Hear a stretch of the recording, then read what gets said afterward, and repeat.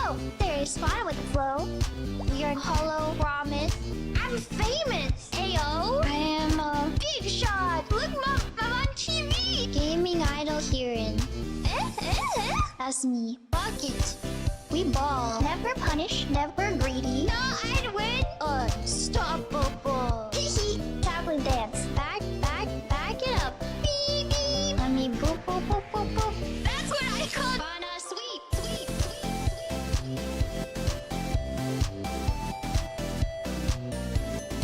Rain of snail.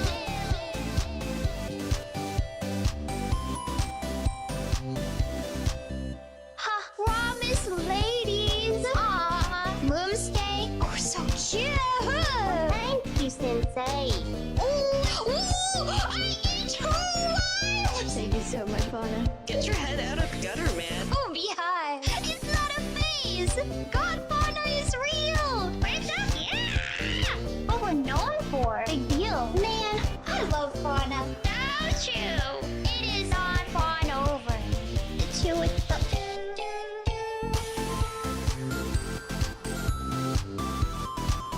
Fauna sweet. Fauna is so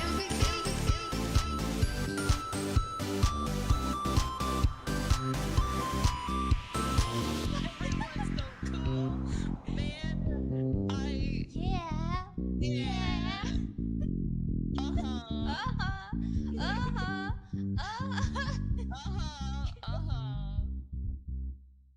You're now listening to Fauna FM. This ain't your granny's radio station. I'm your DJ Kieran Fauna, and get ready to jam out. Let's go.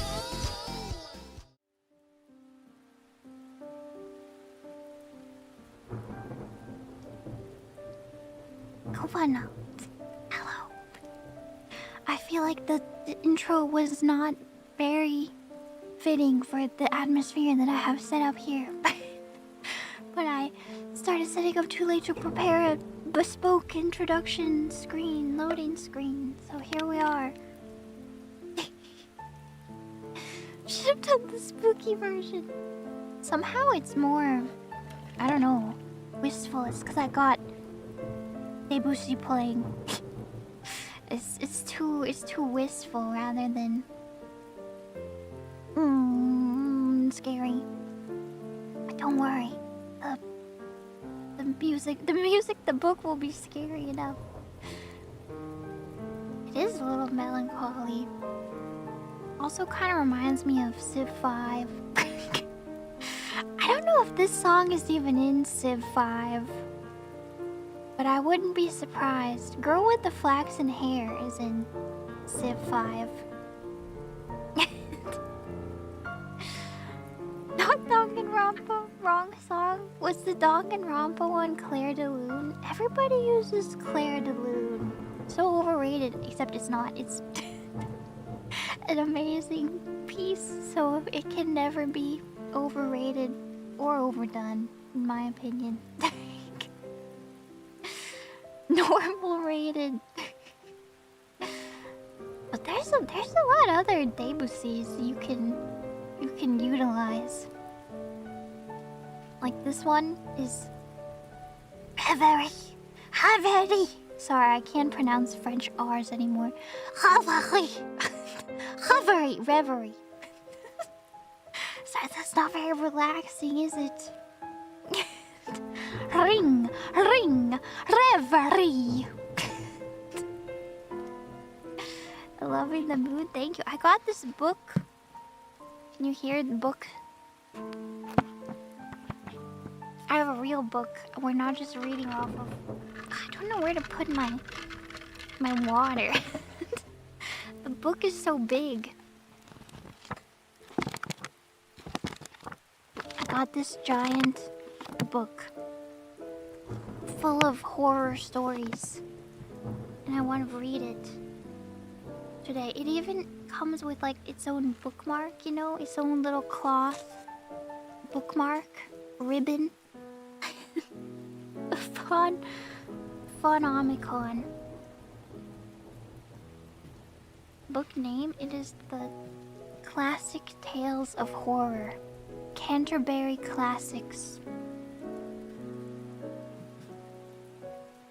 A big, beautiful book. I don't know what to read from. I'm pretty sure they're all in the public domain because... right? Because this is like, they're just republishing them, right? Anyway. So they should all be good to read.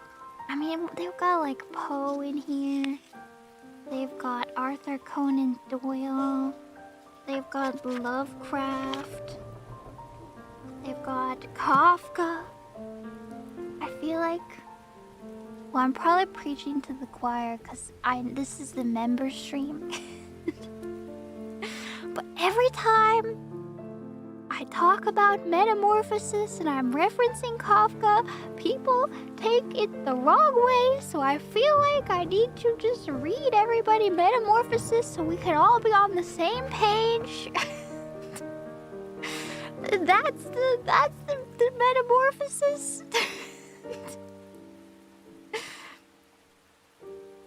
It's the more famous Metamorphosis. I feel like if if people reference, you should assume that it's Kafka.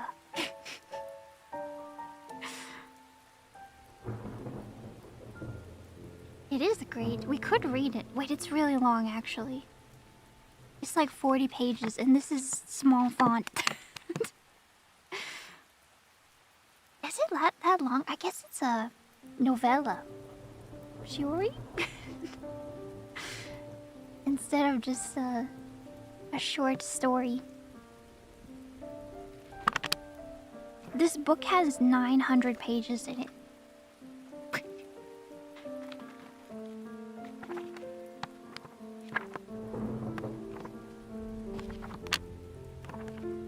Okay. Stop playing with the pages. I'm gonna scuff up my book. I don't know what to read. Okay, let's see what we've got. We've got The Telltale Heart by Poe. That's a classic. Have I read that one on stream already? I feel like I should have. That's a classic. We've got Dracula's Guest by Bram Stoker. That one is a classic that I have not read. The Devil and Tom Walker by Washington Irving. I've never even heard of that one. An Occurrence at Owl Creek Bridge by Ambrose Bierce. I have not heard of that one either.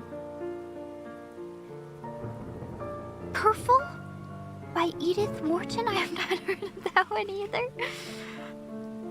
There's a lot I haven't heard of. Owl Creek is so good. Okay, let's read that one then. An Occurrence at Owl Creek Bridge by Ambrose Bierce. It's weird. It's on page 25. Please open your books to page 25. I love the page. Can you hear it? The page turning. This is the benefit of having a real book before I'm just reading off of a website. Also, how's the music? Is it too loud? Pages sound thin. They are thin. Thin pages. It's good? Okay.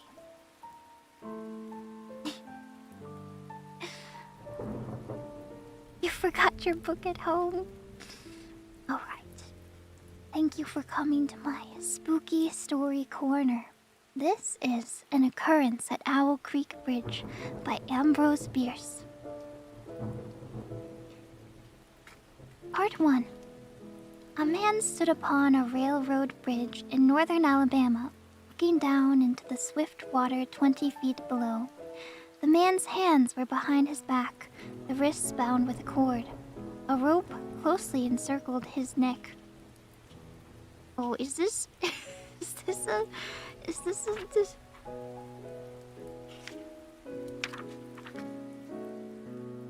Should I read this one?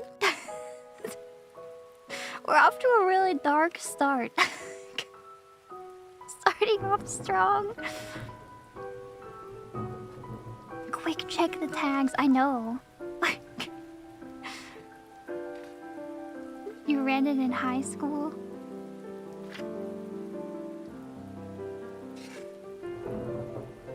I'm skimming.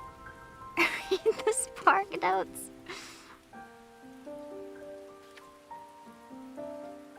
Oh, this one is short.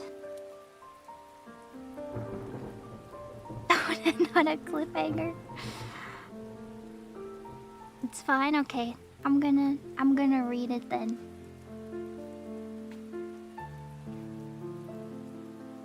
The man's hands were behind his back, the wrists bound with a cord. A rope closely encircled his neck. It was attached to a stout cross timber above his head, and the slack fell to the level of his knees. Some loose boards laid upon the ties supporting the rails of the railway supplied a footing for him and his executioners.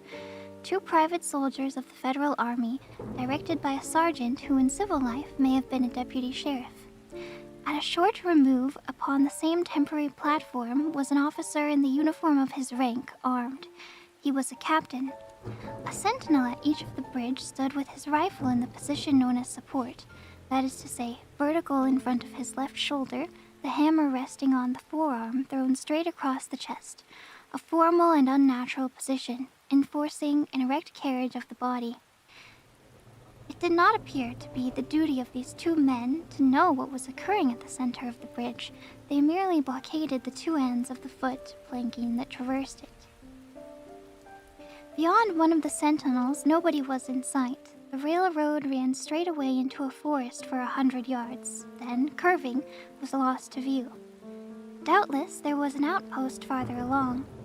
The other bank of the stream was open ground, a gentle slope topped with a stockade of vertical tree trunks, loopholed for rifles with a single embrasure through which protruded the muzzle of a brass cannon commanding the bridge.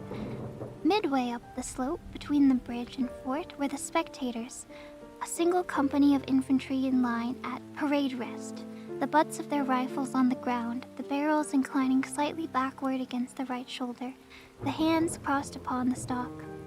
A lieutenant stood at the right of the line, the point of his sword upon the ground, his left hand resting upon his right. Excepting the group of 4 at the center of the bridge, not a man moved. The company faced the bridge, staring stonily, motionless. The sentinels facing the banks of the stream might have been statues to adorn the bridge. The captain stood, with folded arms, silent, observing the work of his subordinates, but making no sign. Death is a dignitary, who when he comes announced is to be received with formal manifestations of respect, even by those most familiar with him. In the code of military etiquette, silence and fixity are forms of deference. The man who was engaged in being hanged was apparently about 35 years of age. He was a civilian, if one might judge from his habit, which was that of a planter. His features were good, a straight nose, firm mouth, broad forehead, from which his long dark hair was combed straight back, falling behind his ears to the collar of his well-fitting frock coat. He wore a mustache and pointed beard, but no whiskers. His eyes were large and dark gray, and had a kindly expression which one would hardly have expected in one whose neck was in the hemp. Evidently, this was no vulgar assassin. The liberal military code makes provision for hanging many kinds of persons, and gentlemen are not excluded. The preparations being complete, the 2 private soldiers stepped aside and each drew away the plank upon which he had been standing. The sergeant turned to the captain, saluted, and placed himself immediately behind that officer, who in turn moved apart 1 pace. These movements left the condemned man and the sergeant standing in the 2 ends of the same plank, which spanned 3 of the cross ties of the bridge.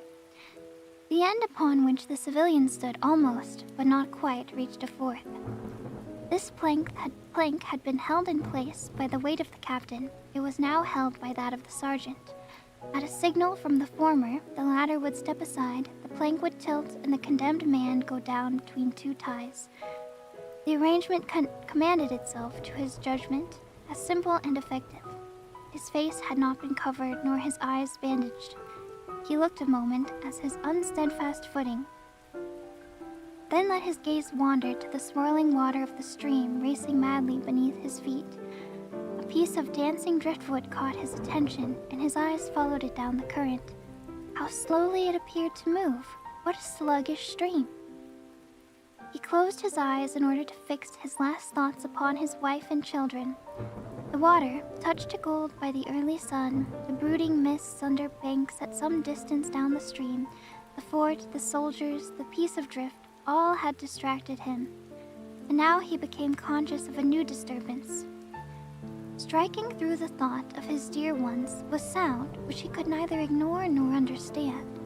A sharp, distinct, metallic percussion, like the stroke of a blacksmith's hammer upon the anvil. It had the same ringing quality. He wondered what it was, and whether immeasurably distant or nearby, it seemed both. Its recurrence was regular, but as slow as the tolling of a death knell. He awaited each new stroke with impatience, and he knew not why, apprehension. The intervals of silence grew progressively longer. The delays became maddening. With their greater infrequency, the sounds increased in strength and sharpness. They hurt his ear like the truss of a knife. He feared he would shriek. What he heard was the ticking of his watch. He unclosed his eyes and saw again the water below him. If I could free my hands, he thought, I might throw off the noose and spring into the stream. By diving, I could evade the bullets and, swimming vigorously, reach the bank, take to the woods, and get away home. My home, thank God, is as yet outside their lines. My wife and little ones are still beyond the invaders' farthest advance. As these thoughts, which have been here to be set down in words, were flashed into the doomed man's brain rather than evolved from it, the captain nodded to the sergeant. The sergeant stepped aside. Part 2. Peyton Farquhar was a well-to-do planter of an old and highly respected Alabama family. Being a slave owner, and like other slave owners, a politician, he was naturally an original secessionist and ardently devoted to the Southern cause. Circumstances of an imperious nature, which it is unnecessary to relate here, had prevented him from taking service with that gallant army which had fought the disastrous campaigns ending with the fall of Corinth, and he chafed under the inglorious restraint, longing for the release of his energies, the larger life of the soldier, the opportunity for distinction. That opportunity, he felt, would come, as it comes to all in wartime. Meanwhile, he did what he could. No service was too humble for him to perform in the aid of the South, no adventure too perilous for him to undertake if consistent with the character of a civilian who was at heart a soldier, and who in good faith and without too much qualification assented to at least a part of the frankly villainous dictum that all is fair in love and war. I don't know how to pronounce this guy's name. Try not to say Lord Farquaad. Farquhar? Do your best.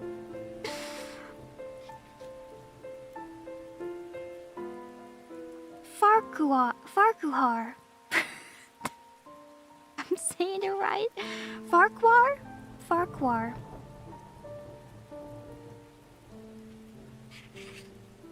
You're certainly thinking it, just embrace him. One evening, while Farquhar and his wife were sitting on a rustic bench near the entrance to his grounds, a gray-clad soldier rolled up to the gate and asked for a drink of water. Mrs. Farquhar was only too happy to serve him with her own white hands. While she was fetching the water, her husband approached the dusty horseman and inquired eagerly for news from the front. "The Yanks are repairing the railroads," said the man, "and are getting ready for another advance. They have reached the Owl Creek Bridge, put it in order, and built a stockade on the north bank. The commandant has issued an order, which is posted everywhere, declaring that any civilian caught interfering with the railroad, its bridges, tunnels, or trains will be summarily hanged. I saw the order." "How far is it to the Owl Creek Bridge?" Farquhar asked. "About 30 miles. Is there no force on this side of the creek?" only a picket post half a mile out on the railroad and a single sentinel at the end of the bridge. Suppose a man, a civilian and student of hanging, should elude the picket post and perhaps get the better of the sentinel, said Farquhar, smiling. What could he accomplish? The soldier reflected. I was there a month ago, he replied. I observed that the flood of last winter had lodged a great quantity of driftwood against the wooden pier at the end of the bridge. It is now dry and would burn like tinder.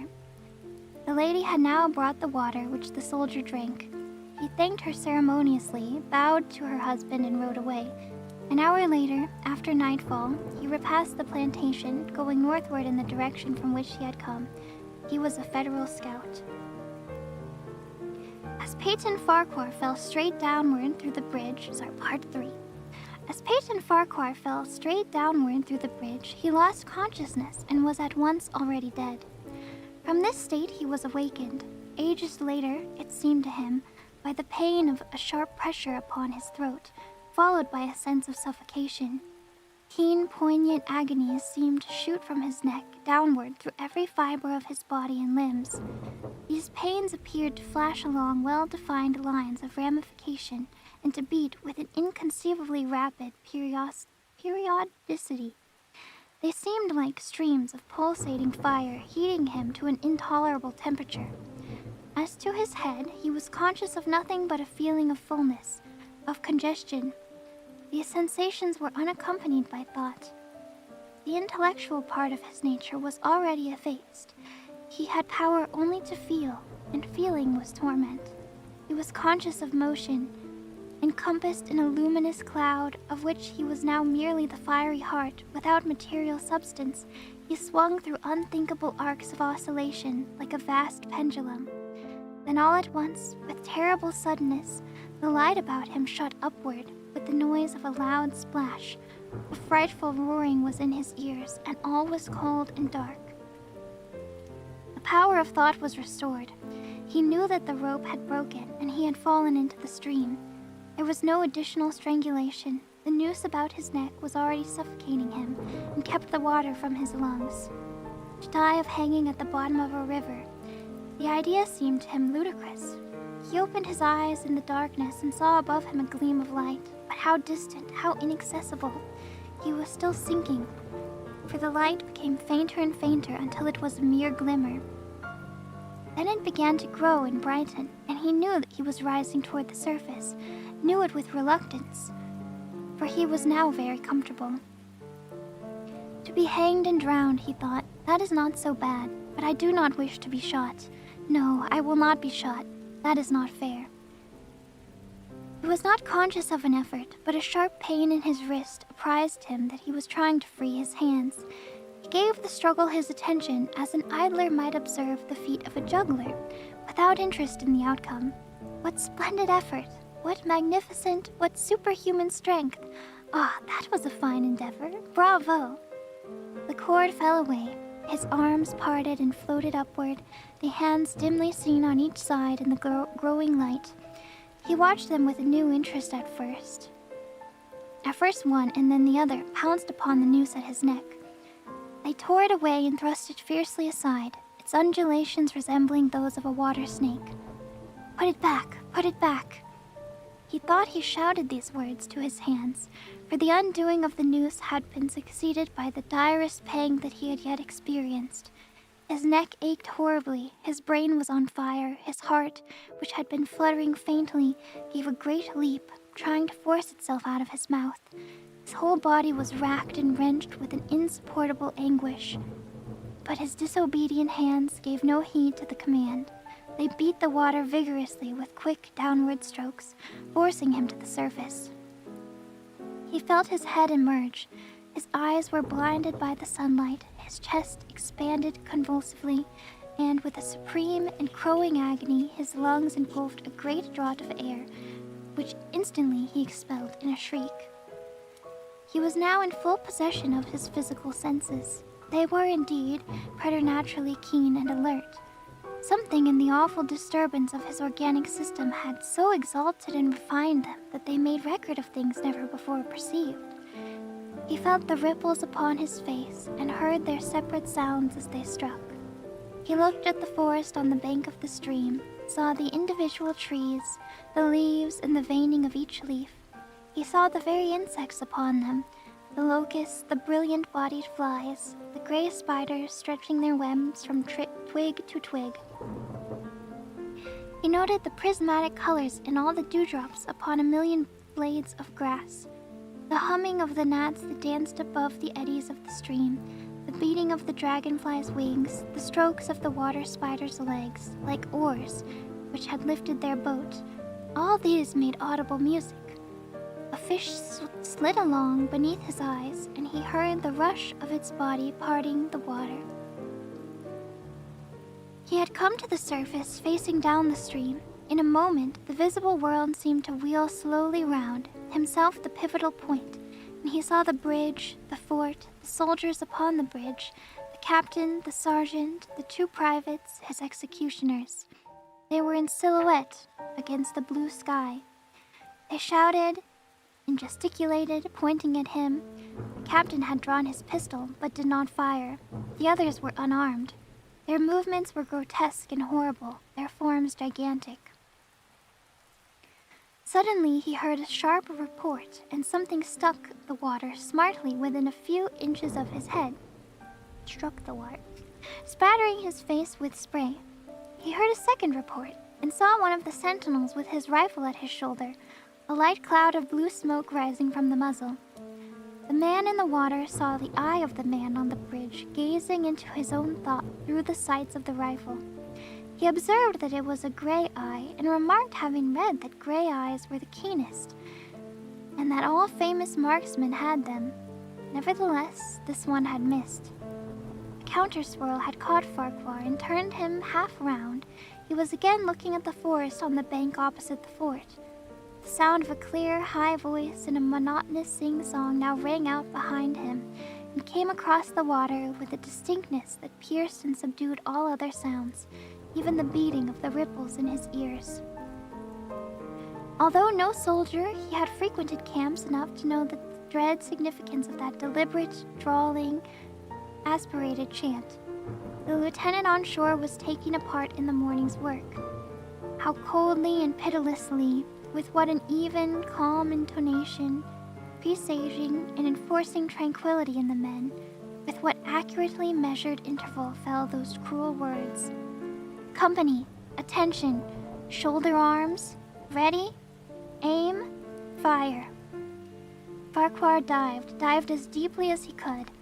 The water roared in his ears, like the voice of the Niagara, yet he heard the dull thunder of the volley, and rising again towards the surface, met shining bits of metal, singularly flattened, oscillating slowly downward. Some of them touched him on the face and hands, then fell away, continuing their descent. One lodged between his collar and neck. It was uncomfortably warm, and he snatched it out. As he rose to the surface, gasping for breath, he saw that he had been a long time underwater. He was perceptibly farther downstream, nearer to safety. The soldiers had almost finished reloading. The metal ramrods flashed all at once in the sunshine as they were drawn from the barrels, turned in the air, and thrust into their sockets. The two sentinels fired again, independently and ineffectually. The hunted man saw all of this over his shoulder. He was now swimming vigorously with the current. His brain was as energetic as his arms and legs. He thought with the rapidity of lightning. The officer, he reasoned, will not make that martinet's error a second time. It is as easy to dodge a volley as a single shot. He has probably already given the command to fire at will. God help me, I cannot dodge them all. An appalling splash within 2 yards of him was followed by a loud rushing sound. Diminuendo, which seemed to travel back through the air to the fort and died in an explosion which stirred the very river to its deeps. A rising sheet of water curved over him, fell down upon him, blinded him, strangled him. The cannon had taken a hand in the game. As he shook his head free from the commotion of the smitten water, he heard the deflected shot humming through the air ahead, and in an instant it was cracking and smashing the branches in the forest beyond. They will not do that again, he thought. The next time, they will use a charge of grape. I must keep my eye upon the gun. The smoke will apprise me. The report arrives too late. It lags behind the missile. That is a good gun. Suddenly, he felt himself whirled round and round, spinning like a top. The water, the banks, the forests, the now distant bridge, fort, and men, all were commingled and blurred. Objects were represented by their colors only. Circular, horizontal streaks of color, that was all he saw. He had been caught in a vortex and was being whirled on with a velocity of advance and gyration that made him giddy and sick.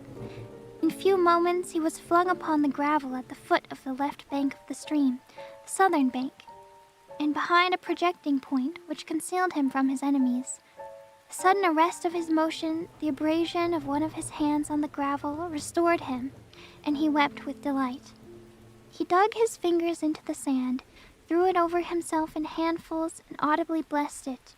It looked like diamonds, rubies, emeralds. He could think of nothing beautiful which it did not resemble. The trees upon the bank were giant garden plants. He noted a definite order in their arrangement, inhaled the fragrance of their blooms.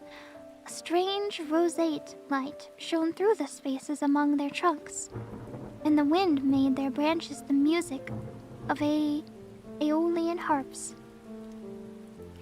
He had not wished to perfect his escape. He was content to remain in that enchanting spot until retaken. A whiz and a rattle of grape shot among the branches high above his head roused him from his dream. The baffled cannoneer had fired him a random farewell. He sprang to his feet, rushed up the sloping bank, and plunged into the forest. All that day he traveled, laying his course by the rounding sun. The forest seemed indeterminable. Nowhere did he discover a break in it, not even a woodsman's road. He had not known he lived in such a wild region. There was something uncanny in the revelation. By nightfall he was fatigued, footsore, famished. The thought of his wife and children urged him on. At last he found a road which led him to what he knew to be the right direction. It was as wide and straight as a city street, yet it seemed untraveled.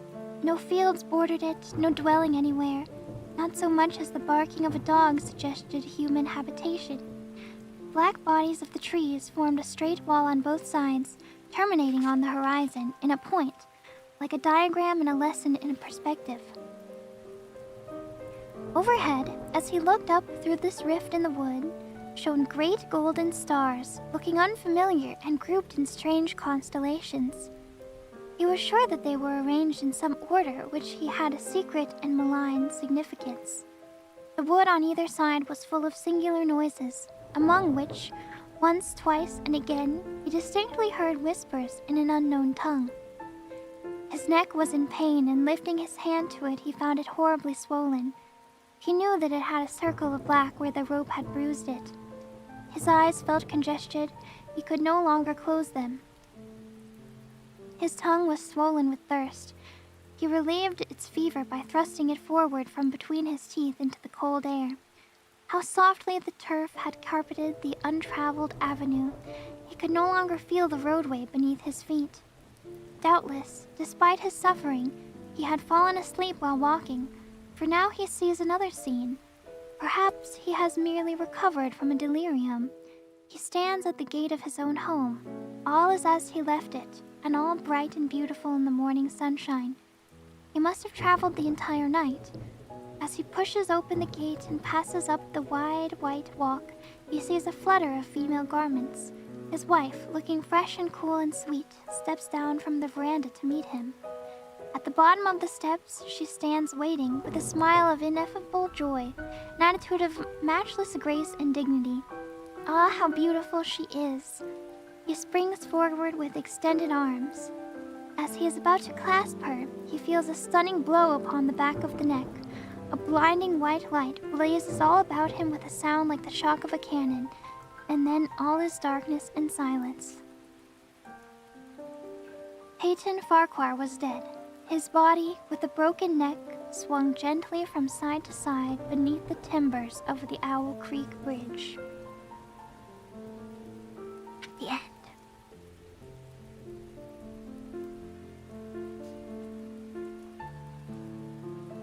That was interesting. So the whole time, his escape never happened.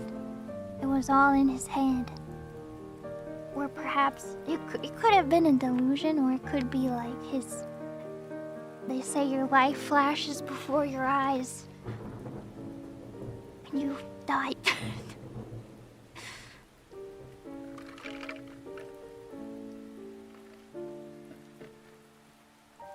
Banger twist, that was a good one. It had very vivid imagery.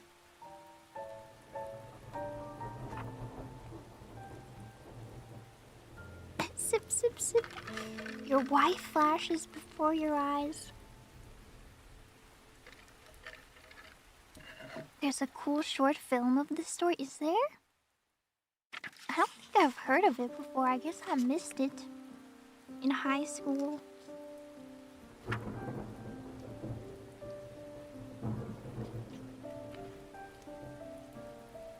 It's on Twilight Zone? Ooh. I haven't ever watched any of the Twilight Zone, but I feel like I should. I want to read... Wait, this is also Ambrose Bierce. I wanted to read An Inhabitant of Carcosa because I'm very interested in the King in Yellow. And Carcosa is the place from the play, The King in Yellow. I don't know what it's about though. But it's the same author. I don't know anything about Ambrose Bierce.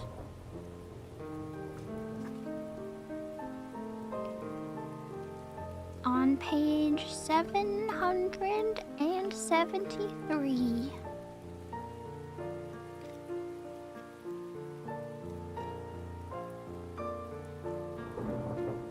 Civil War vet.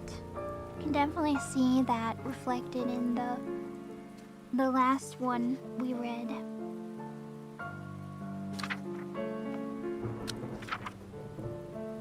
Oh, this one is even shorter. We did skip a few pages. It's true.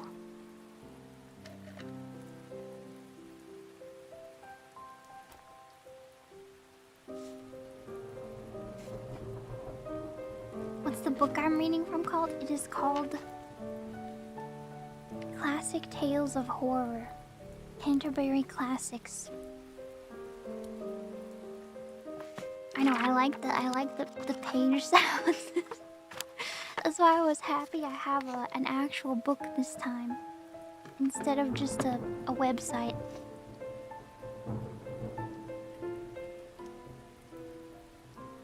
So I'm turning the music down just a tad, just a touch. Oh, you have that book. I like it. Happy birthday. It's a lot nicer to read a real book. It is, although I feel like I'm looking down like this the whole time. Does it have the new book smell? Let's see. Yes, it does. It smells good. Smells like paper and glue. The best smells. This is my D10 for lottery tickets.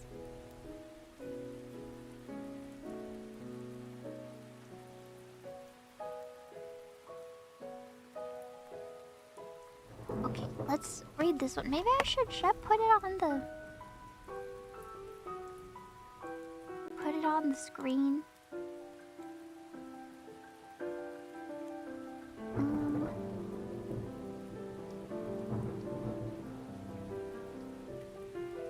What I'm reading, yeah, a set list, if you will. Hiccup.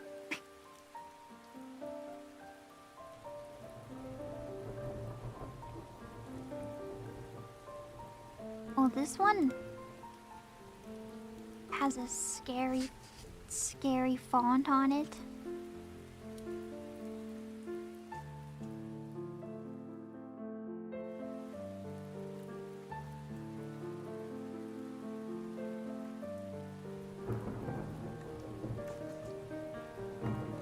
I want to get a new keyboard too. That has nice clicky sounds. Text is scary. I feel like it's a little too scary.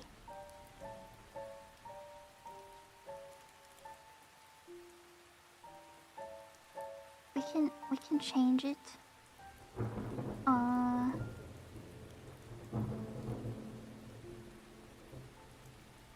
Red is too scary. Let's make it a nice blue. Is that even legible? It's kind of more purple than blue.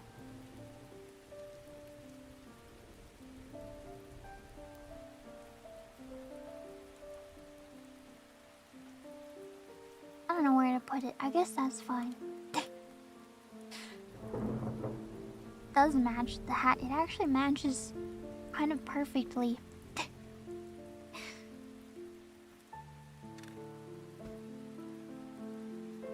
Okay.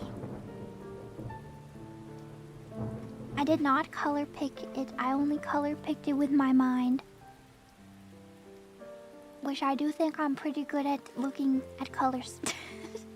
Discerning colors. Okay, let me read the next one. This is An Inhabitant of Carcosa by Bierce.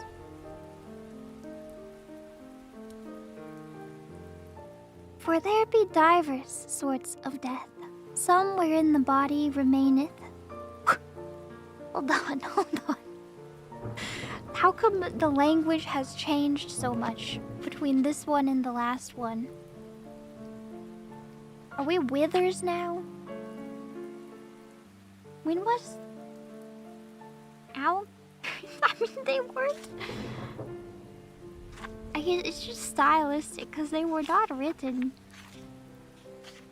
They were written like 4 years apart. 3 a.m. story writing versus 2 p.m. writing. Okay. Different setting. Okay. I'll try my best to read it. For there be divers sorts of death, some wherein the body remaineth, and in some it vanisheth quite away with the spirit. This commonly occurreth only in solitude, such is God's will, and, none seeing the end, we say the man is lost, or gone on a long journey, which indeed he hath, but sometimes it hath happened in sight of many, as abundant testimony showeth. In one kind of death the spirit also dieth, and this it hath been known to do while yet the body was in vigor for many years. Sometimes, as is veritably attested, it dieth with the body, but after a season is raised up again in that place where the body did decay. Pondering these words of Holly, whom God rest, and questioning their full meaning, as one who, having an I can't read.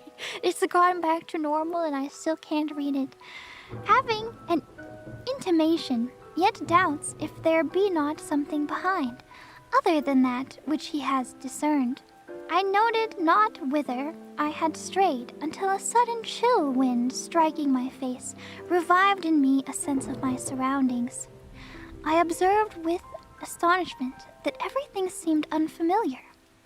On every side of me stretched a bleak and desolate expanse of plain, covered with a tall overgrowth of sere grass, which rustled and whistled in the autumn wind with heaven knows what mysterious and disquieting suggestion.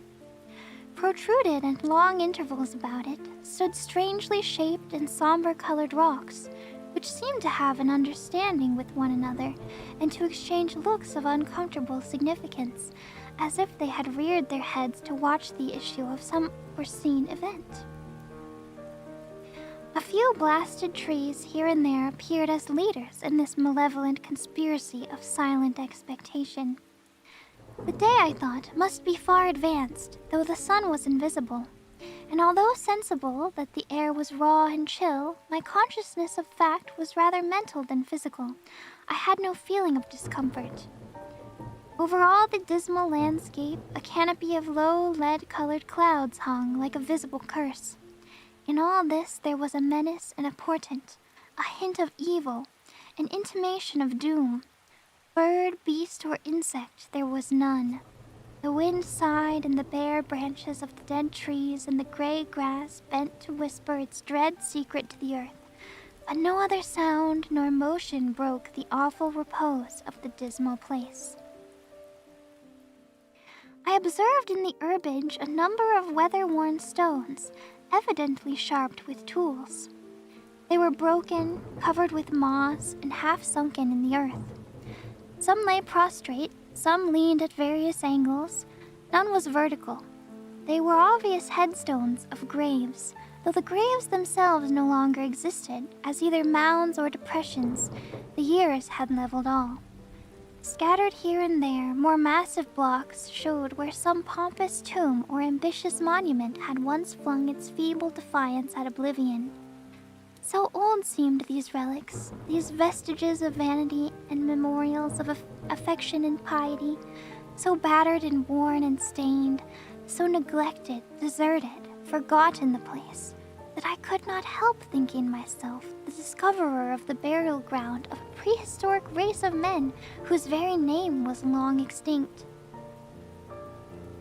Filled with these reflections, I was for some time heedless of the sequence of my own experiences, but soon I thought, how came I hither? A moment's reflection seemed to make this all clear and explain at the same time, though in a disquieting way, the singular character with which my fancy had invested all that I saw or heard. I was ill.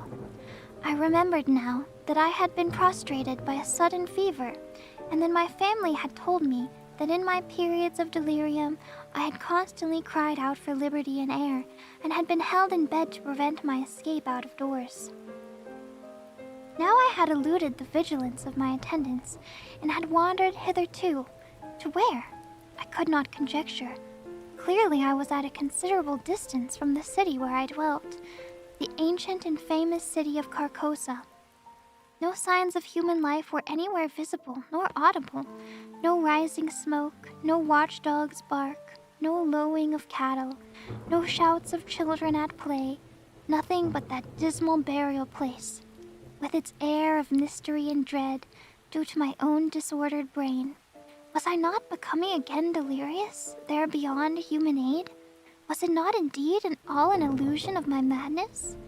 I called aloud the names of my wives and sons, reaching out my hands in search of theirs, even as I walked among the crumbling stones and in the withered grass.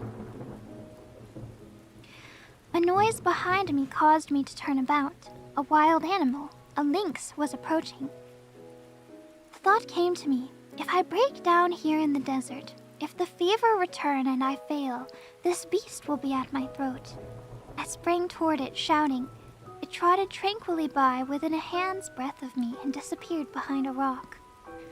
A moment later, a man's head appeared to rise out of the ground a short distance away. He was ascending the farther slope of a low hill whose crest was hardly to be distinguished from the general level. His whole figure soon came into view against the background of gray cloud. He was half naked, half clad in skins. His hair was unkempt, his beard long and ragged. In one hand he carried a bow and arrow, the other held a blazing torch with a long trail of black smoke. He walked slowly and with caution, as if he feared falling into some open grave concealed by the tall grass. This strange apparition surprised but did not alarm. and taking such a course as to intercept him, I met him almost face to face, accosting him with the familiar salutation, "God keep you." He gave no heed, nor did he arrest his pace. "Good stranger," I continued, "I am ill and lost. Direct me, I beseech you, to Carcosa." The man broke into a barbarous chant in an unknown tongue, passing on and away. An owl on the branch of a decayed tree hooted dismally and was answered by another in the distance. Looking upward, I saw through a sudden rift in the clouds Aldebaran and the Hyades. In all this there was a hint of night, the lynx, the man with the torch, the owl, yet I saw even the stars in absence of the darkness. I saw, but was apparently not seen nor heard. Under what awful spell did I exist? I seated myself at the root of a great tree, seriously to consider what it were best to do. That I was mad I could no longer doubt, yet recognized a ground of doubt in the conviction. Of fever I had no trace. I had withal a sense of exhilaration and vigor altogether unknown to me, a feeling of mental and physical exaltation. My senses seemed all alert. I could feel the air as a ponderous substance. I could hear the silence. A great root of the giant tree against whose trunk I leaned as I sat held enclosed in its grasp a slab of stone, a part of which protruded into a recess formed by another root. The stone was thus partly protected from the weather, though greatly decomposed. Its edges were worn round, its corners eaten away, its surface deeply furrowed and scaled. Glistening particles of mica were visible in the earth about it, vestiges of its decomposition. The stone had apparently marked the grave out of which the tree had sprung up ages ago. The tree's exacting roots had robbed the grave and made the stone a prisoner. A sudden wind pushed some dry leaves and twigs from the uppermost face of the stone. I saw the low-relief letters of an inscription and bent to read it. God in heaven, my name in full, the date of my birth, the date of my death. A level shaft of light illuminated the whole side of the tree as I sprang to my feet in terror. The sun was rising in the rosy east. I stood between the tree and his broad red disk, no shadow darkened of the trunk. A chorus of howling wolves saluted the dawn. I saw them sitting on their haunches, singly and in groups, on the summits of its irregular mounds and tumuli, filling half of my desert prospect and extending to the horizon. And then I knew that these were ruins of the ancient and famous city of Carcosa. Such are the facts imparted to the medium Bierce by the spirit Oseib Alar Bobarden. The end.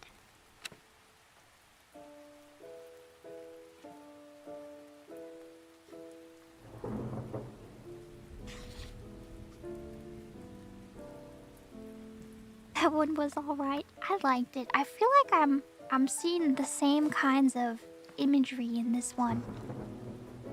It's interesting to read two stories that are both like completely different settings.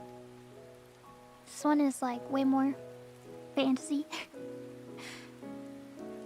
But they have similarities. Yeah, similar theme.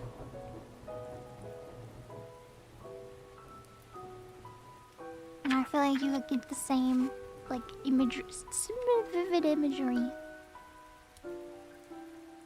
Carcosa is real. I like it. I like the twist of it being like the ruins of the city.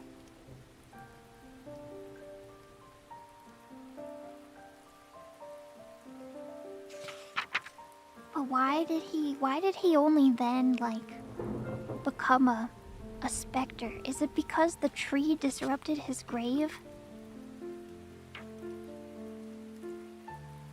I'm not sure. Or maybe he was just wandering as a soul, as a ghost, for a long time before realizing.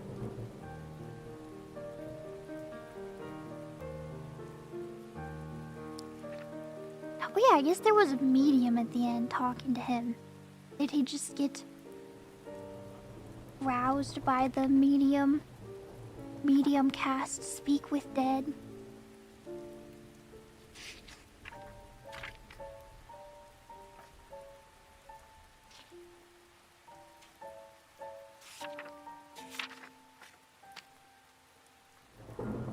Yeah, a story told by a medium. I like it. It implies too that, like, I don't know, does it make you curious about why there's a medium asking this ancient person this? Are they trying to learn about Carcosa? I want to learn about Carcosa because I feel like it's such a mystery. Also, the Aldebaran and the Hyades, those are also mentioned in The King in Yellow, right? But you never really hear much about Carcosa. I mean, that's kind of the point, right? Is that it's a mystery. Write your own Carcosa headcanon. Can.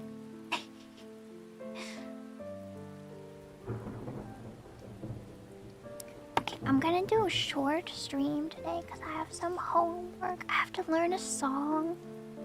And it's really hard. And I was trying to learn it last night and I was getting so frustrated because it has like a gajillion syllables in like one line. And it's like, how am I supposed to sing this?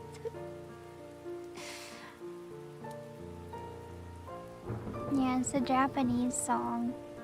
And it's not even a rap. It's hard. Probably because I don't speak Japanese. It's like a tongue twister.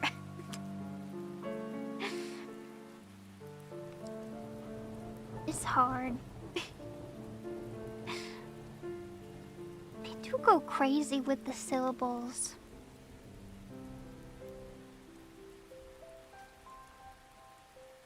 I still struggle with like R's, Japanese R's in songs when there's like a lot of syllables.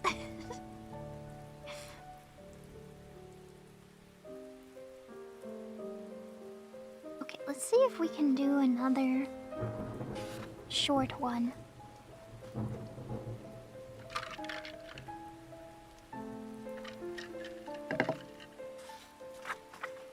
It is a tongue twister.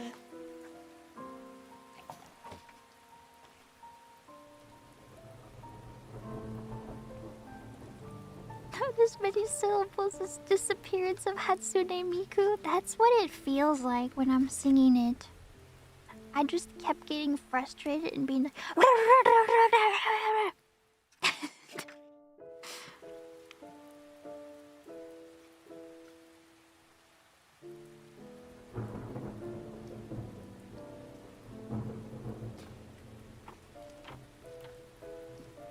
okay, let's find another one.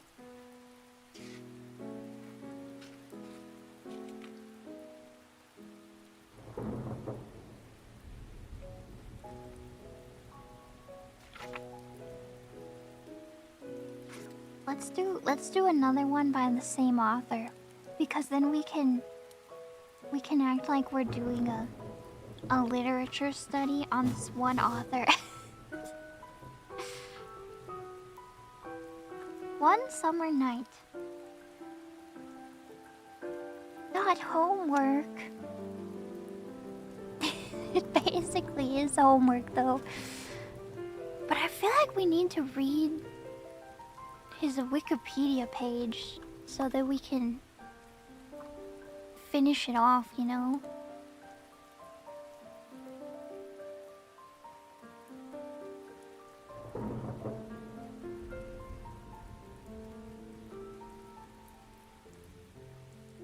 The authentic study experience, exactly.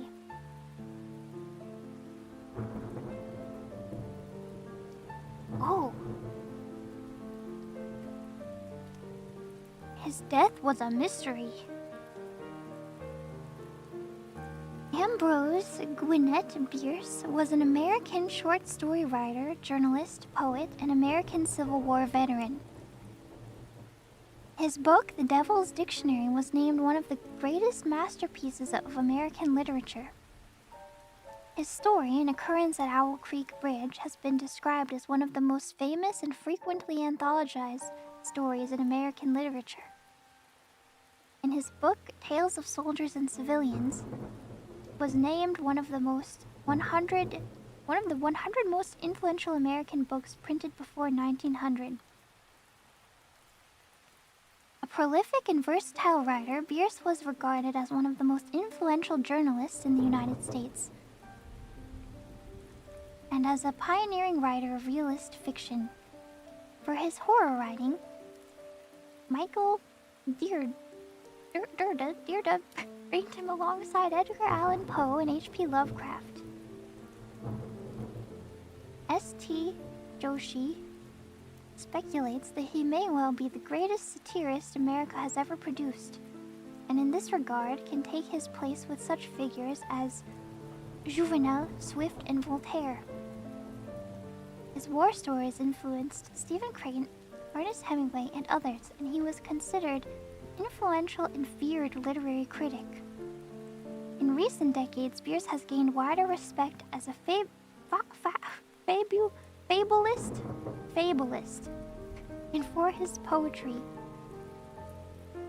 I'm really struggling with the pronunciations today. In 1913, Bierce told reporters that he was traveling to Mexico to gain first-hand experience of the Mexican Revolution. He disappeared and was never seen again.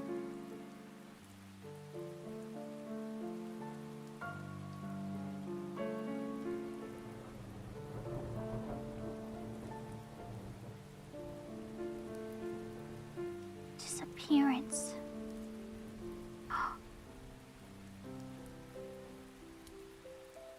His ultimate fate remains a mystery. He wrote in one of his final letters, "Goodbye. If you hear of my being stood up against a Mexican stone wall and shot to rags, please know that I think it is a pretty good way to depart this life."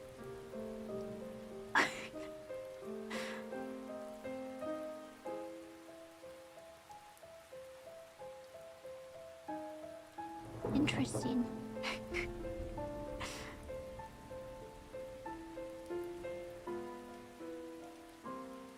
Yeah, he was... Wait! Oh! He predates Robert Chambers, who wrote The King in Yellow. The King in Yellow took from his story. I didn't realize I had the order flipped. He didn't take inspiration from The King in Yellow. The King in Yellow took inspiration from him.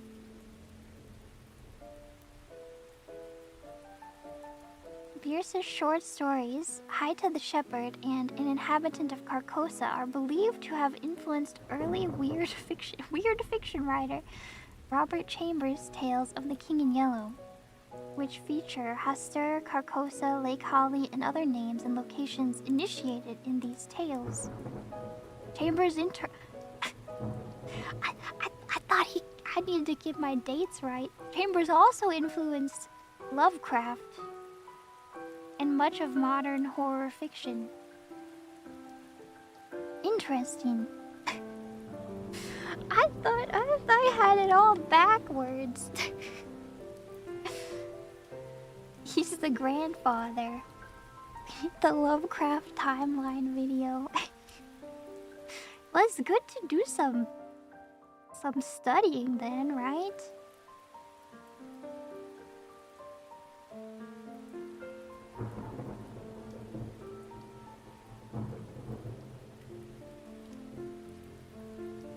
Kurt Vonnegut stated that he considered An Occurrence at Owl Creek Bridge the greatest American short story and a work of flawless American genius. Okay. We've got our short Wikipedia glance. It is high praise.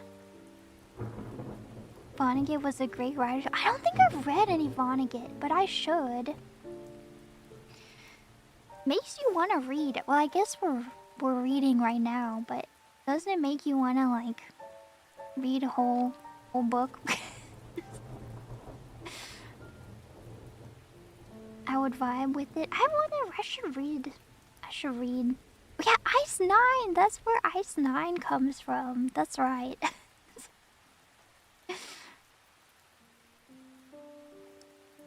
It is a Vonnegut theme.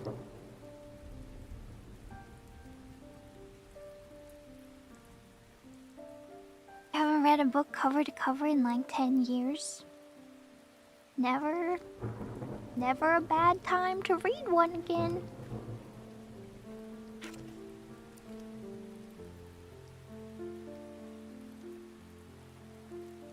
It's been too long.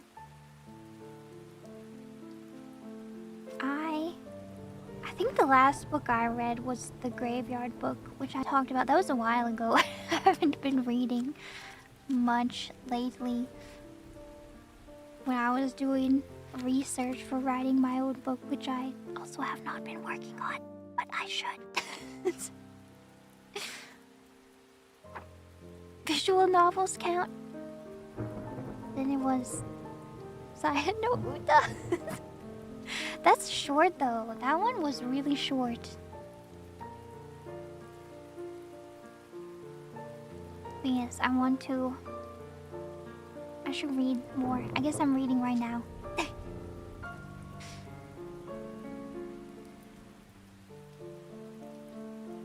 Last manga read? I don't really read manga that much. I want to read Dungeon Meshi though. I want to buy it. A manga is so expensive these days. I might buy the complete set though. I don't know if they have the complete set yet in English, but yeah, Chainsaw Man. It's where libraries come in handy, but what if I'm a hoarder? Actually, recently I got a new shelf and I put only manga on it and like art books. I've collected several art books over the past few years, and now I have a weeb shelf and I put figures on it. And it pleases me. How big is this shelf? It's a full-sized shelf. The weeb shelf. But it's not full yet. It could definitely fit all of Dungeon Meshi on there. Is Sasuke on there? Yes. Yes. Finally, he has a home where he fits in.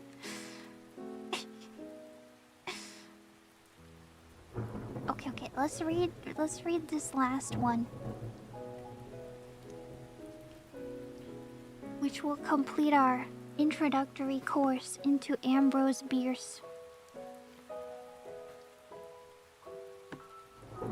One summer night. The fact that Henry Armstrong was buried did not seem to him to prove that he was dead. He had always been a hard man to convince. That he really was buried, the testimony of his senses compelled him to admit.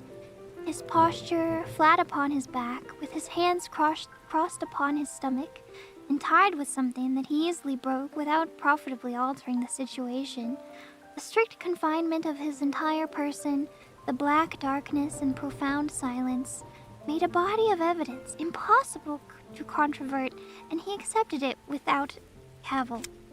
But dead, no. He was only very, very ill.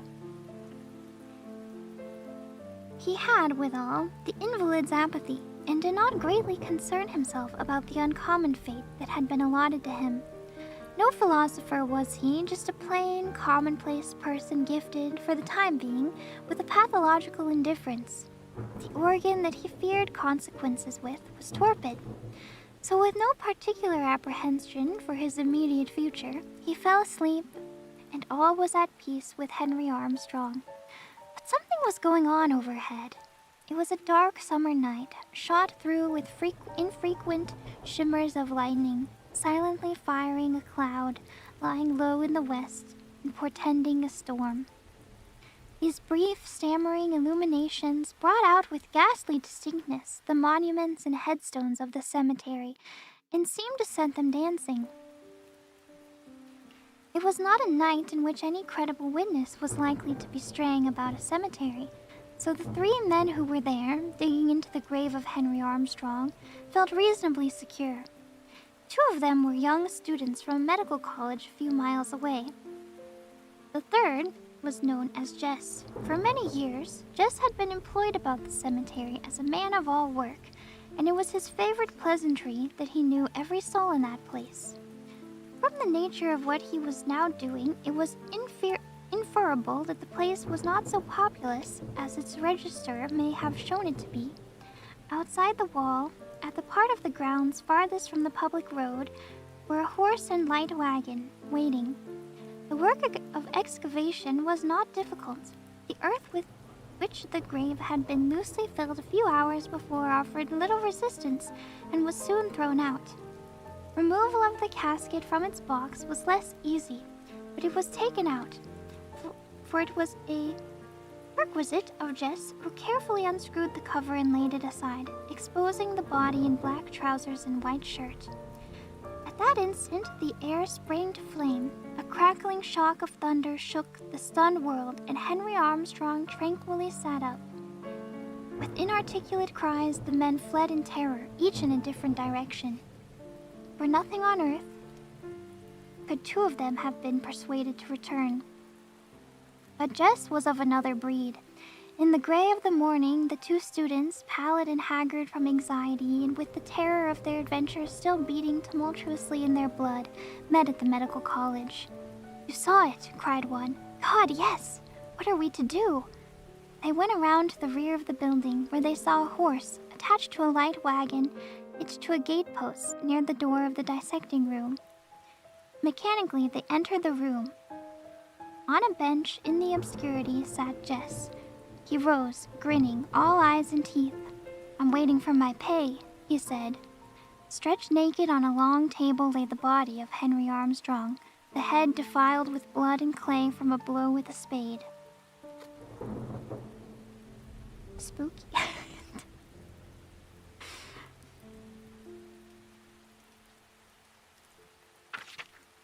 He finished the job.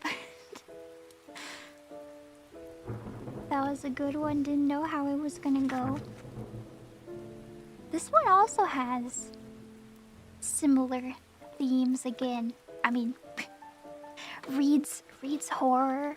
Wow, lots of death. Look at these themes that are similar. Yeah, guy who is maybe dead. He's definitely writing like along the lines of life and death, right?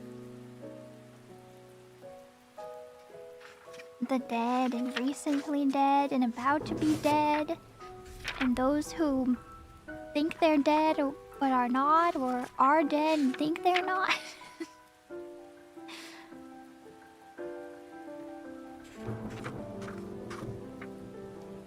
It's good.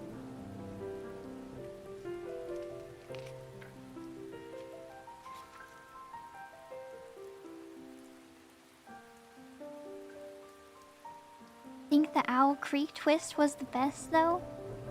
That one is the most famous for a reason, probably. What's so scary about death? It's life that's horrifying. I mean, that's kind of true. That's what I tell myself when I'm trying to talk myself down from an existential crisis. Oh, death can't be that bad. I mean, by definition, it's like nothing. I'm not gonna care once I'm dead. I'll have nothing to complain about.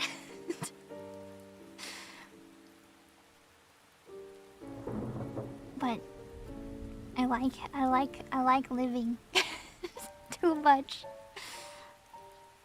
All your problems disappear, but I would rather have problems. That's the thing. Unless you get summoned at Carcosa.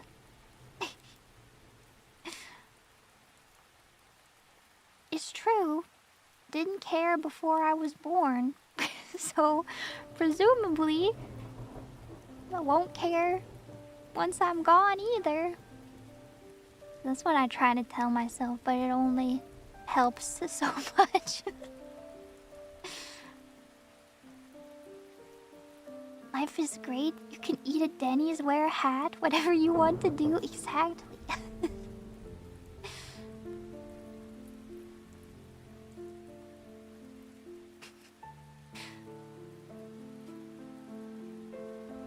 How often do you tell yourself this? I don't know. I'm easily prone to existential dread. I look up into the stars, into space, and my mind just starts spiraling on how small I am in this world.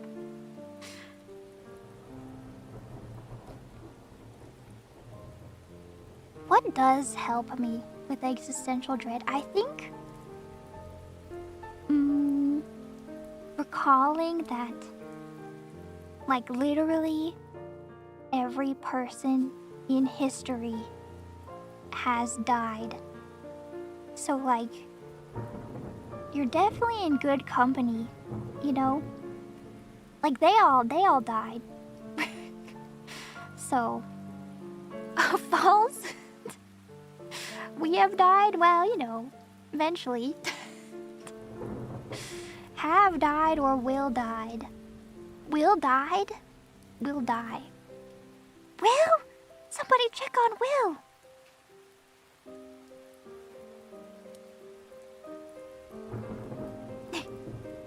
You're not sleeping tonight? Does that make it worse? I don't know. I just think about, like, Edgar Allan Poe, you know? Edgar Allan Poe was very cool. And he died. So, it's good company, you know?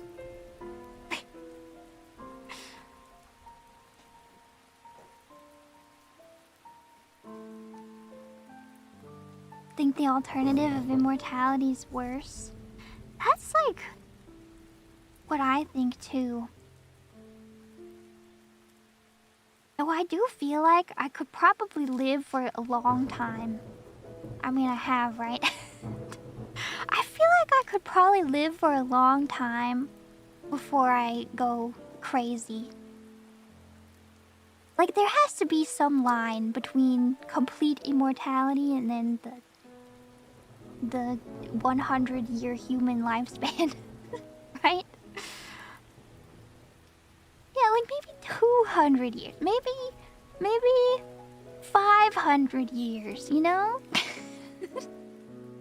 Like an elf, yeah, like an elf. But I don't know, then you think about elves, and in a lot of fantasy literature, elves are sort of detached, and maybe they don't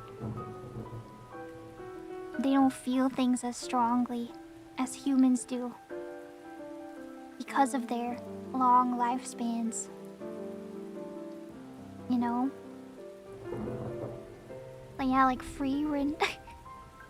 Is she enjoying her life? She has a long life, but maybe she experiences like the same amount of enjoyment in her thousands of years that a human would experience in 100 years.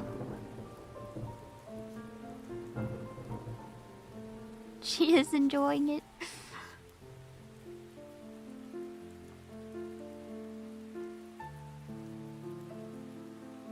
We burn bright and short. What if it's more enjoyable? Because you have pointy ears and you're a beautiful elf? Maybe. You'd really love to see the Milky Way and Andromeda merge in 7 billion years, right? There's like a lot to see.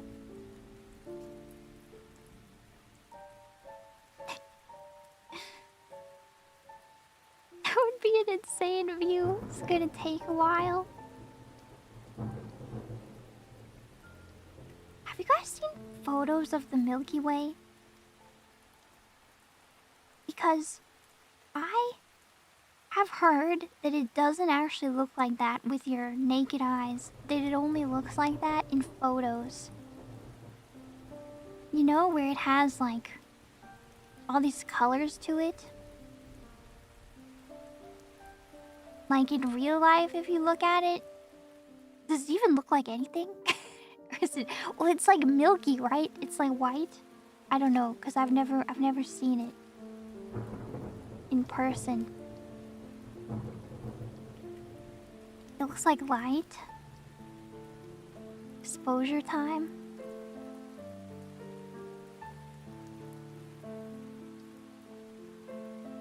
Airbrush. Just a white blob. Depends on the exposure. Light filter sensitive to color. It's like the opposite of, have you ever like looked at the moon and thought, wow, the moon is like especially big and beautiful today. I want to take a picture of this big beautiful moon, and then you take a picture of it and it looks tiny in the photo. It looks like nothing. You're like, that's not how it looks.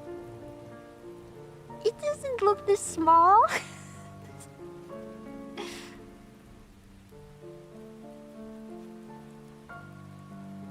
All about perspective. It's a puny white circle. But when I look at it with my eyes, it looks ginormous. The Milky Way looks amazing. I would like to see it. I don't know where the best place to see it is. I guess away from civilization. On a clear night. In the wilderness. National parks, middle of the ocean. That sounds terrifying. That sounds terrible.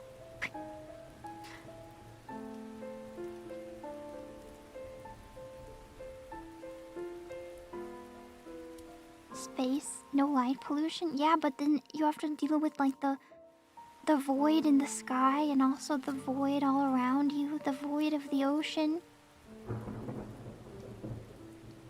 Like on a cruise. I've never been on a cruise, and I maybe never will go on a cruise.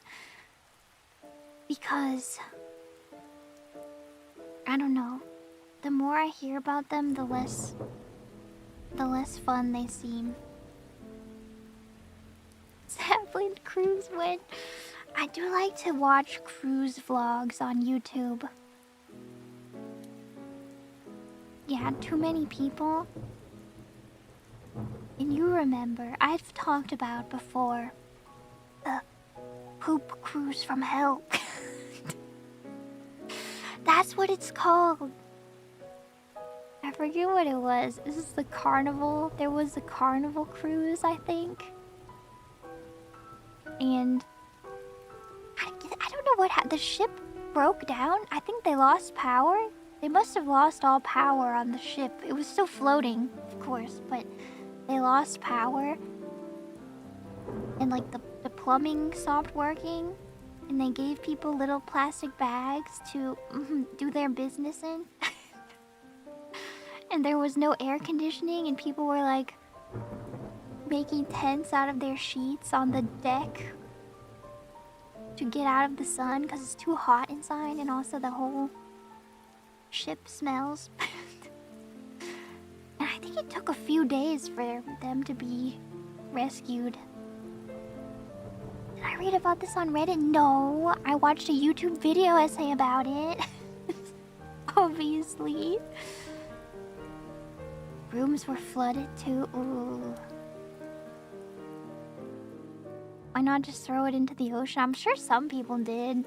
You can't help people. You can't prevent people from doing that.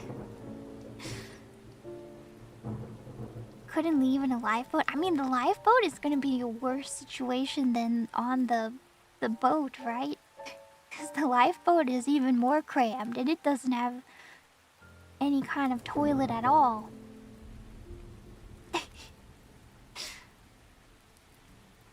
They just had to wait for another cruise or something, or vessel to come pick them up.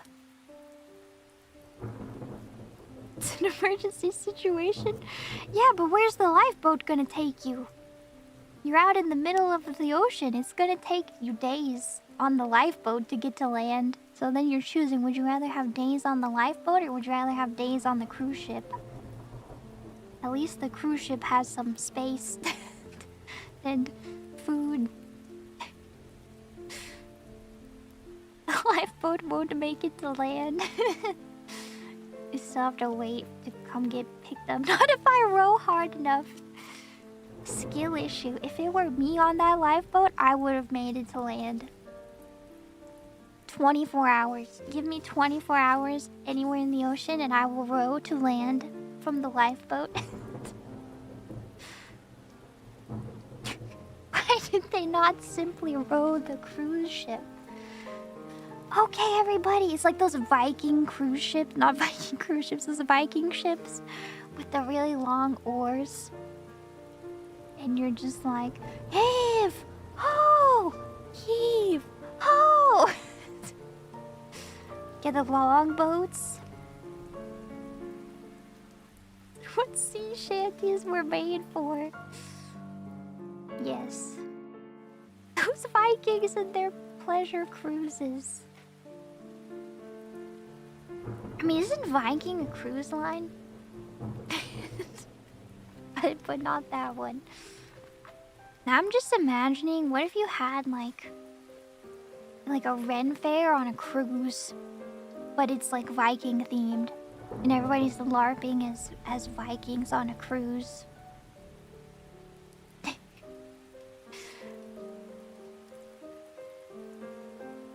Pirate themed? I'm cooking? Consider cruise for nerds. Maybe then I'll go. You did that as a child? Is that a thing? I mean, a Disney cruise is basically that, but Disney themed, right? Yeah, what about a D&D cruise? They already have nerd cruises, do they? Where?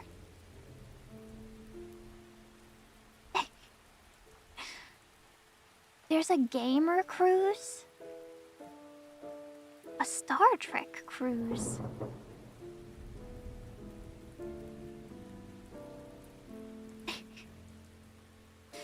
VTuber cruise. Okay, I always thought that, you know, when they do have celebrities on cruises, I always thought that was kind of, must be scary for the celebrity. Because they're like trapped on a boat with like all of their fans. You know what I mean? Like there's no escape. They're just there on the boat. And like, do they just stay in their room the whole time? If they go to the buffet, do they just get mobbed by their fans trying to take a picture with them? There's crazy security. But what do they do when they're not performing?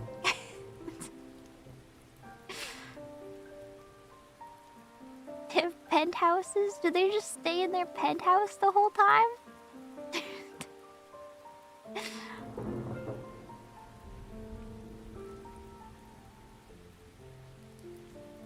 Order room service? They have private amenities? I guess so. I guess they probably have their own pool and stuff. They just hang out by the pool and get food delivered to them. Doesn't sound that bad.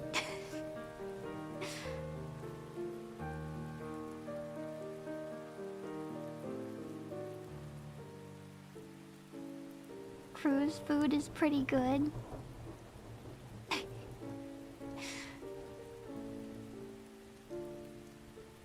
It could be me, I know. It doesn't sound... I could get used to that life.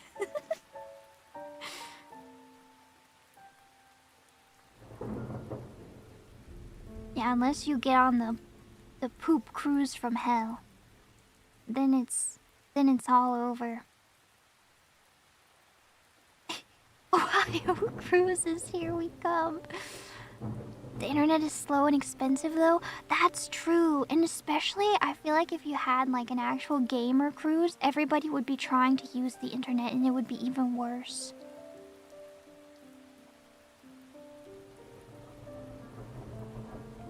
LAN gaming! I miss LAN gaming days. LAN parties. Playing Age of Empires 2 over LAN. Yes. The pizza.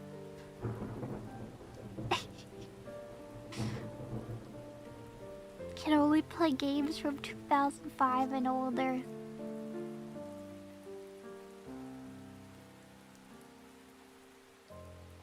Yes, the one guy taped to the ceiling, exactly.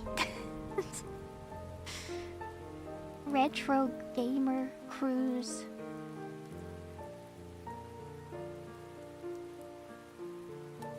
I don't know, I would like to go. They have, okay, they're like really expensive.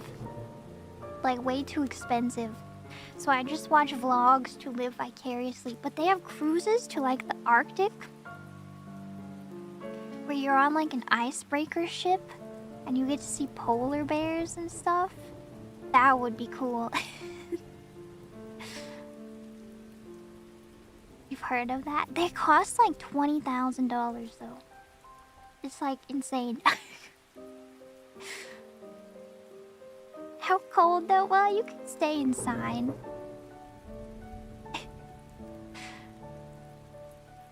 Is that room and board? I think it's all inclusive. I hope it's all inclusive.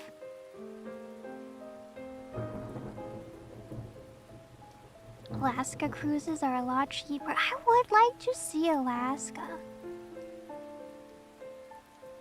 Do they have polar bears in Alaska? Is that a stupid question? That might be a stupid question.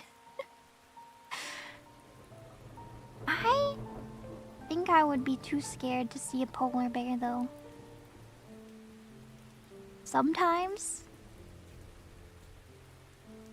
in the northmost areas. Lately I've been watching, there's this girl, her name is Cecilia. Not that Cecilia, different Cecilia, but she lives in Svalbard, which is one of the most northernmost islands, inhabited islands. I think it's governed by Norway. And she lives in a place called Longyearbyen. She also green? Not particularly.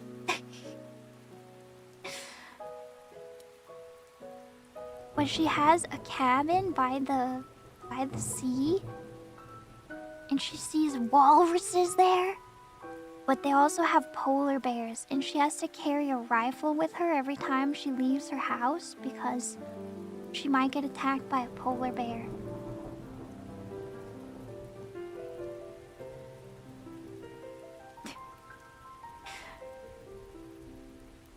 Don't they have no sunlight for a long period? Yes. And then they have only sunlight. They have the midnight sun, and then they have... Also, that's a Twilight book. Anyway, midnight sun, and then they have polar winter.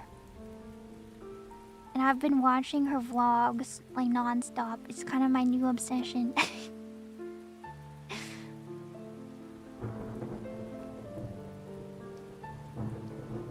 But I think she just bought a new cabin. And it's even more like out in the middle of nowhere. Like they have to take a boat to get there. And they were showing off the cabin. And then you see these window coverings, these like wooden window coverings that are covered in spikes. And she's just casually like, oh yeah, these are so that polar bears don't break in. Whenever we leave the cabin, we need to put these window covers with spikes on to try to deter polar bears from ripping it off and coming into the cabin. And that's why all the windows are pretty small too, so that a polar bear can't fit inside. And then she was like, but apparently 20 years ago, a polar bear did break into this cabin. And if you look inside, there's some claw marks where the polar bear scraped up the wood, so that's fun. Hopefully it doesn't happen again. It's terrifying. Did that sell her on the cabin? I guess so. Also, the cabin, their new cabin, it doesn't even have electricity or water. It's completely off the grid. And the bathroom is an outhouse. Imagine you have to go to the bathroom in the middle of the night. And there might be a polar bear outside. That sounds so scary. That sounds terrifying. They have like a polar bear report where they have like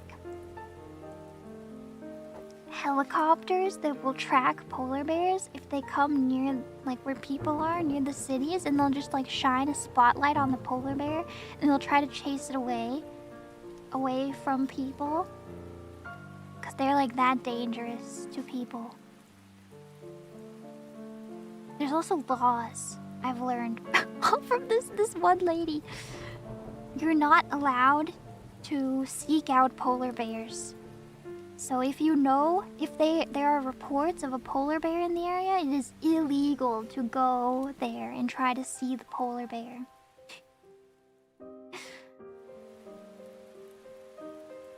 Don't have to tell me twice.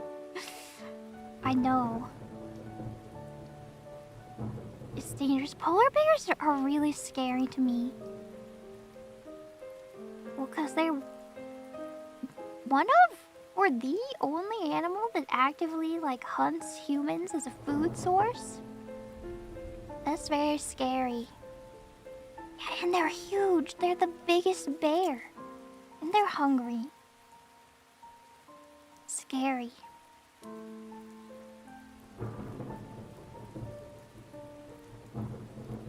They're very fast and they can swim for miles. Why do they look so cute? I know. Why do they? They could track you for days. That's terrifying too. And they could totally like break glass, right? I mean, definitely they could break a glass window. The cabin that they have, like the normal one that they live in, which is near the city, has like a full wall of glass windows, like floor to ceiling glass windows. So the polar bear could totally smash their windows, come in and eat them while they're sleeping.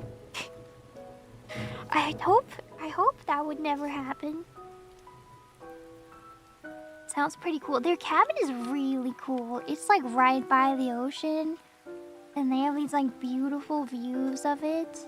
And of course, it's like beautiful Arctic vistas. And they see walruses and whales and all sorts of Arctic fauna.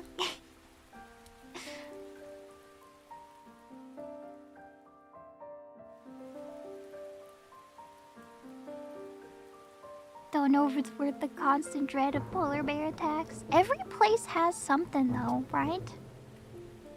Whether it's tornadoes, earthquakes, tsunamis, or hurricanes, or polar bears.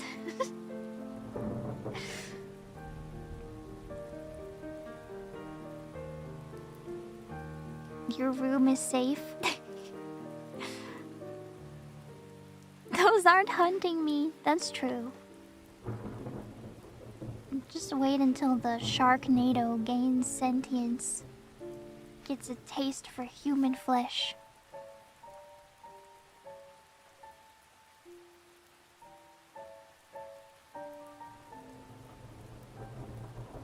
In Michigan, you have the dog man? Excuse me? What is the dog man? Is this like the skunk ape? Is this a new cryptid?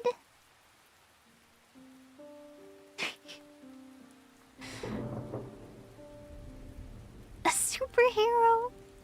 Well then why is he hunting you unless you're a villain? Are you a villain? Just some guy's uncle, sorry, that's just my uncle. He's a little hairy. I see how you could be confused.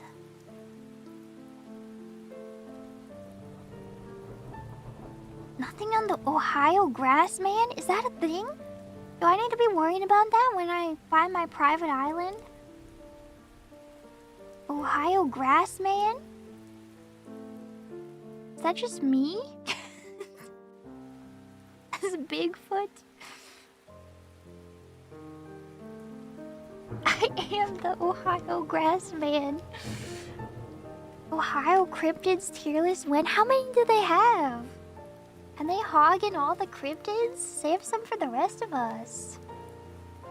Maybe I can become like a cryptid vlogger when I move to Ohio.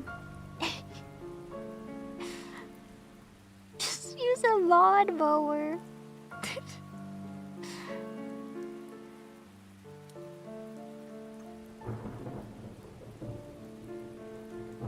Okay, thank you guys for hanging out. I'm gonna read the super chats and go work on my homework.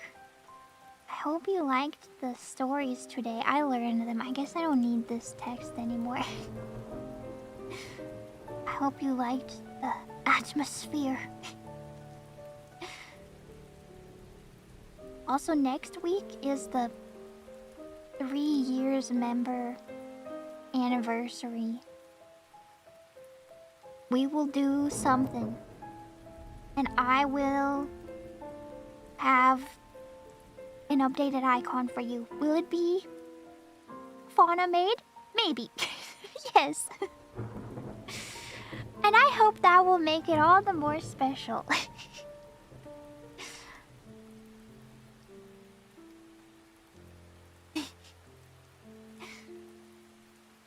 Gaming apple. RGB apple. But thank you for hanging out today. Thank you. Katie, Ghosty, using no Paul, Rain's up, Pixel, Slue, Let's Icon to Shrub, Arvon, Jeff S, Watatsu, K, Rose, Luke, Elmator, Dozen, World, Humber, Green Leader, Matthew, Mr. Abby, Sam, Makatsuki, Snip, Popocat, Thurman, Elsar, Shark Bait, Evans, First, Josue, Rionscape, Therion, Nico Jess, Spirit Fed, Sevens, Sevenbot, Sir K, Hypno, Copper Chef, Ruffagon, Armin, Benjo, William, Jimmin, Said Dad, William, CDR Tracker.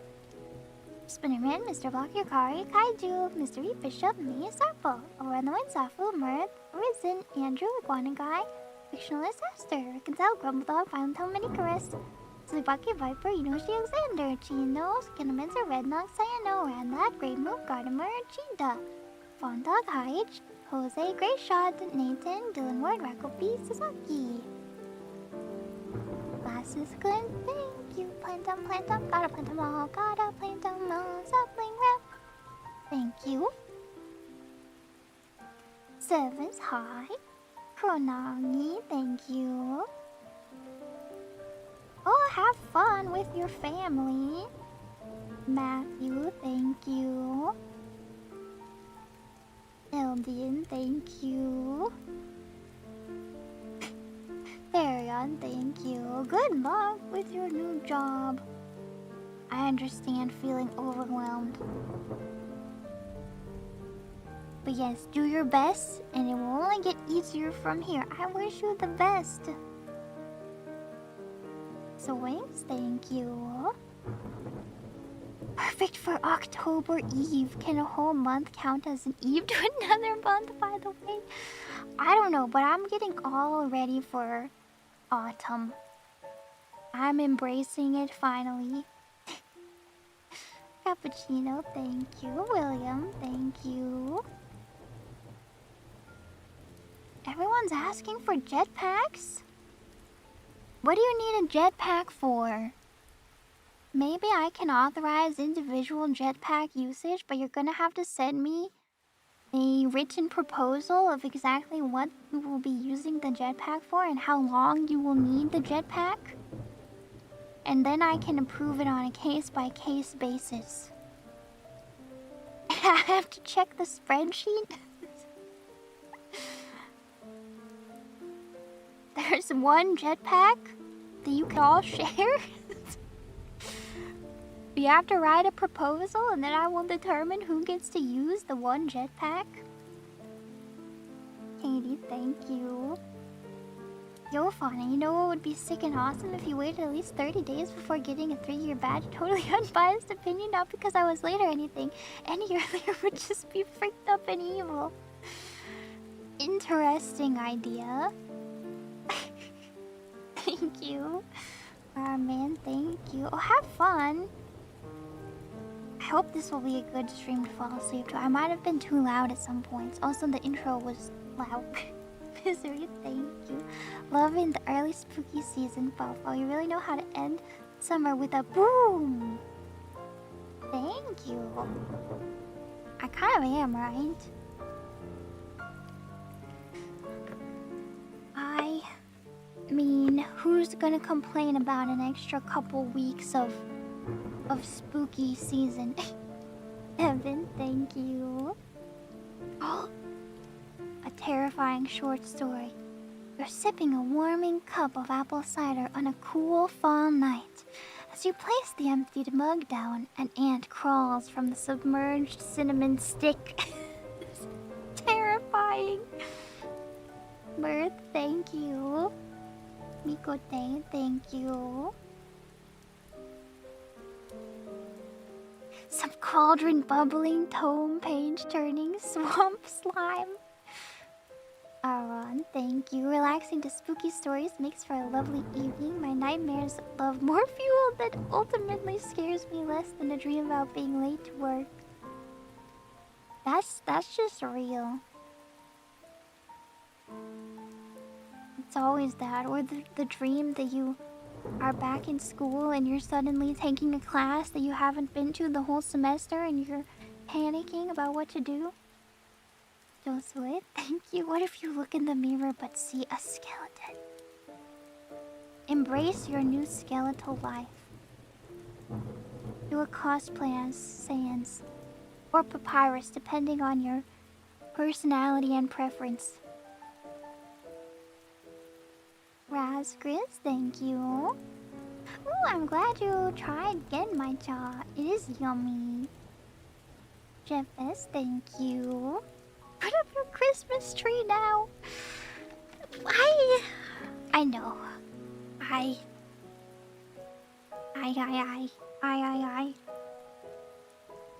Don't put up your Christmas tree. Put up your fall decorations. Enjoy those first.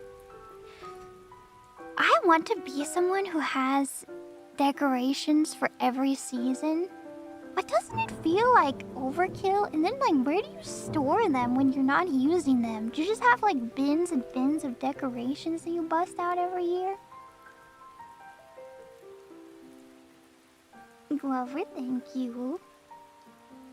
This stream is gonna be damaging to my ability to stay in denial. This summer is never ending. I was with you.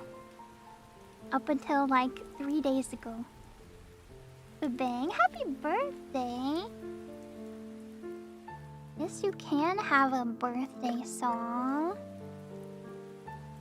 Let me get my kalimba. Happy birthday. No. Happy birthday to you. Happy birthday to you. Happy birthday, dear sapling.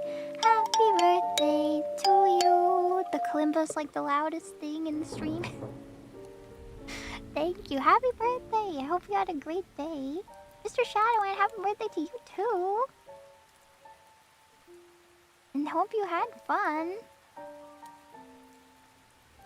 Happy birthday to you.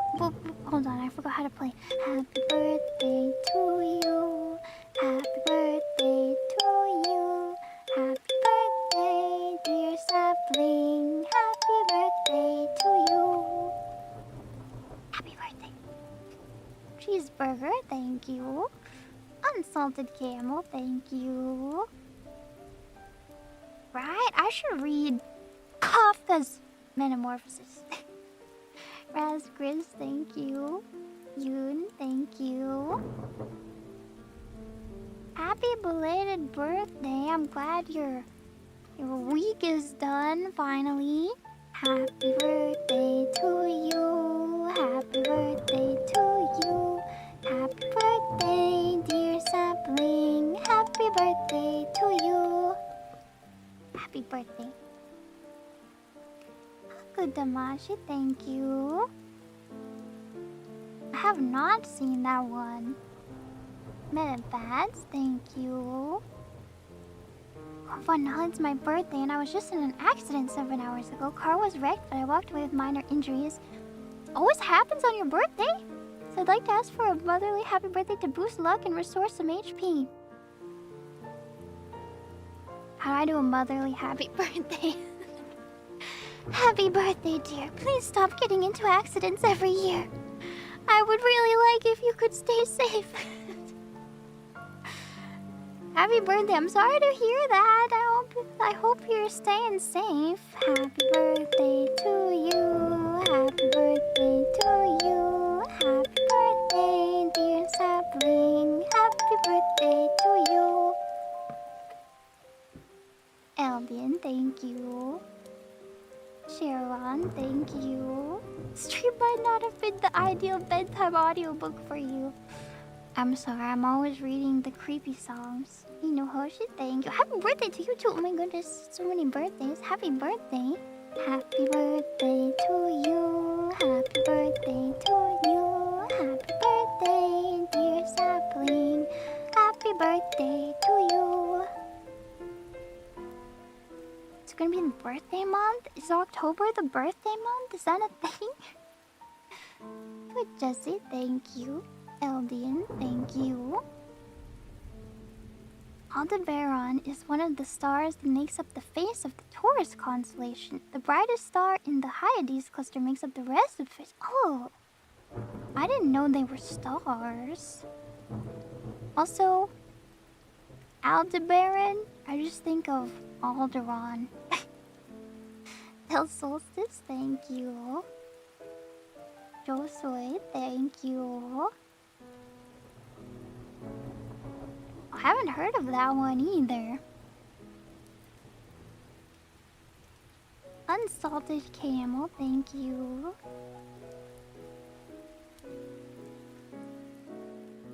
Swaggy 2 is every photo of the Milky Way from a distance showing the spiral is fake since we have no way of getting an overhead shot.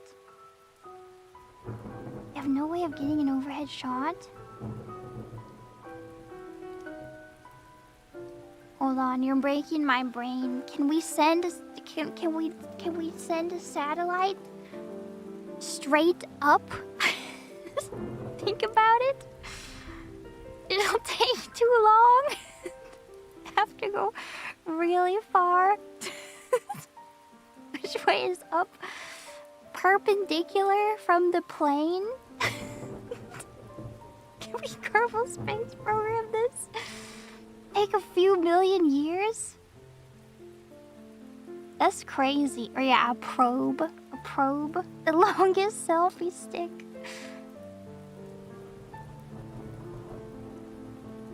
And look at other spiral galaxies instead. Space is crazy. Space like destroys my brain if I think about it too much. Matthew, thank you. Around the Wind, thank you.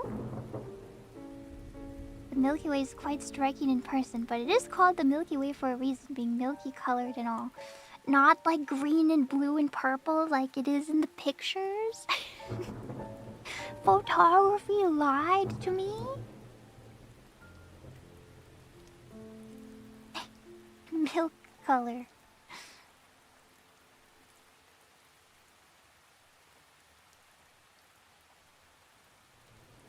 You want a candy bar? It is the season, or so I say. I mean, it's not October yet, but I'm not gonna begrudge you for having a little early chocolate bar. Help yourself. Okay, that's all I have for you today. Thank you for hanging out. Thank you. I will catch you next time, probably tomorrow, with something. I don't know yet. Maybe more Pikmin, maybe Five Nights at Freddy's, maybe... who knows? But thank you for hanging out. I will end the stream here so that I don't bamboozle you with the ending screen. It is loud. I have my other ones somewhere. Is it this one? that has a nice, relaxing one. Maybe I can send you to this one. Will it be a jump scare? Is it even loaded on my computer still? Yeah, the OG ending screen. Okay, thank you for hanging out. I will see you next time. Bye bye. Fun well. Bye.